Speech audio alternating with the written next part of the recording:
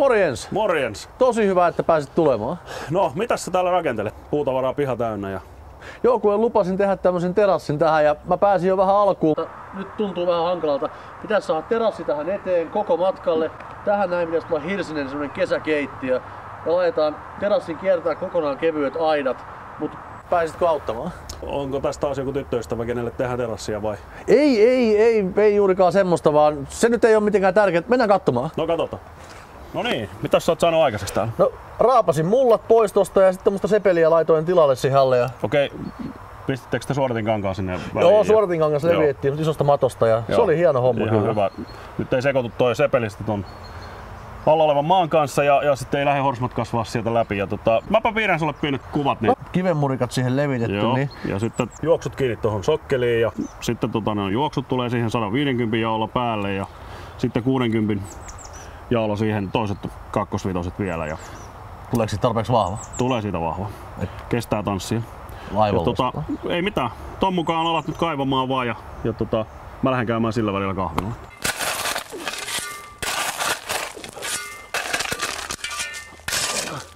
Niin. Nyt se alkaisi olemaan varmaan ja onkin oikealla tasolla. Nostetaan toi laatta vielä siihen pohjalle. Noin. Ja siihen harkko päälle. Anssi sanoi, että olisi 150 senttiä tää väli, jotenka tosta noin.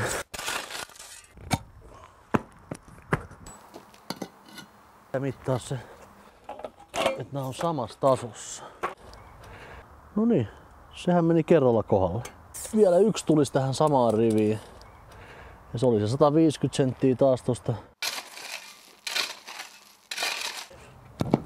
Harkko siihen. No niin, ootko sä saanut mitään aikaisesta? Kuule, hei, kolme jo, että no nyt siis kaikki samalla tasolla ja niin kuin puhuttiin. Tästä joku diplomi varmaan pitäisi antaa. No, jos pystyisikö millään? No, ota tosta nyt lippis aluksi.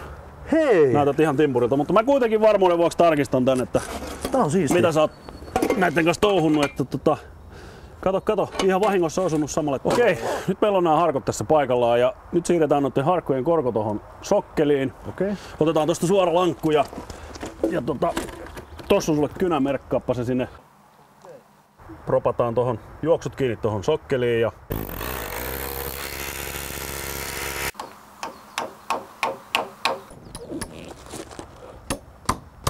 okei, ja sitten laitetaan nämä kakkosvitoset tuohon harkkojen päälle. Nyt ruvetaan pistää sitten toista kakkosvitoset tähän 60 sentin jaolla toistepäin ja niiden päälle sitten tullaan varsinainen päälilauta. Se kansi tehdään sitten siihen. Okei, otappa se kakkosvitonen sieltä tähän päälle ja ruuvataan se tänne kiinni. Meidän päätyjuoksu on ton seinälinjan kanssa samassa. Joo, sehän mitattiin tässä. Oli puhe niin. Lähdetään tästä jatkamaan vaan 60 sentin väleillä. Se pitäisi olla niin yksinkertainen homma, että se sujuu ihan sultakin tuo.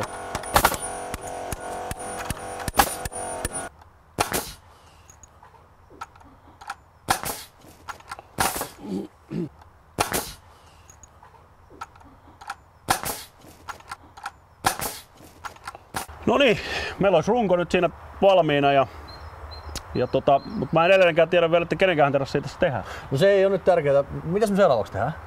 No, ruvetaan lyömään kantta. Mä näytän, no niin, pistähän polttoa päälle, kun meni toi runkohomma niin hyvin, niin laitat ihan työmieheltä. Tää on oikein hyvä, tässä on nyt taskut valmiina ruuvejakin. No niin, ruuveista voi olla missä sulla olisi niitä. Joo, tämmöstä mä Rautian pojat mulle myy, että onks tää oikeanlaisia? Joo, nää on ihan oikeita kestopuuruuveja.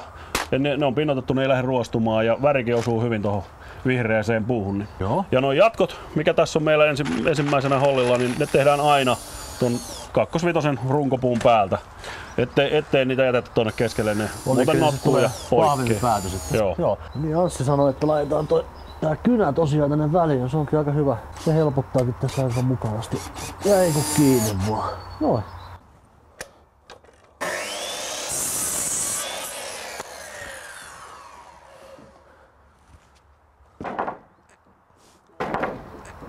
Tuo sinne. Nyt on mittaisuus siihen. Ei ota mitään samoin. Joo, tuossa. Mä haen yhden lauan lisää. Se on siinä.